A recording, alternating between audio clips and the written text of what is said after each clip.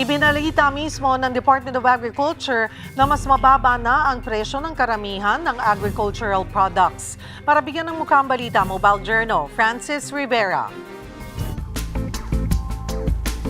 Good news sa mga mamimili. Stable at walang pagkalaw sa presyo ng mga pamunahing bilihin sa merkado. Mukhang hindi naman kailangan mag-price cap ngayon base sa ikot namin kanina. No real issue. Ito ang nasabi ni Agriculture Secretary Francisco Chu Laurel sa kanilang joint monitoring kasama ang Department of Trade and Industry sa New Las Piñas City Public Market.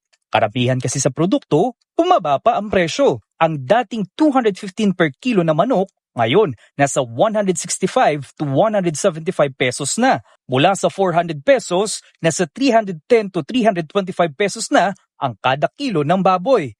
Pero ang baka, 500 pesos pa rin. Ang tilapia mula 200 pesos, ngayon nasa 170 pesos na ang kilo. Pero ang bangus, nagmahal ng 30 pesos. 80 to 90 pesos per kilo ngayon ang sibuyas na pula, habang nasa 90 to 100 pesos naman ang puti. Ang bawang, 150 to 160 pesos ang kada kilo. Sa kamatis, 85 to 95 pesos. Habang ang sili, 100 to 120 ang kilo. Sa bigas, may mabibili pang 40 to 50 pesos ang lokal at 60 to 70 naman papatak ang ibang brand ng bigas.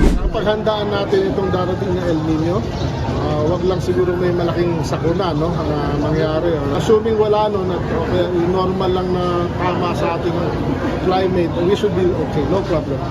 Mga kapatid, Mobile Journal Francis Rivera po, hatid ang muka ng balita.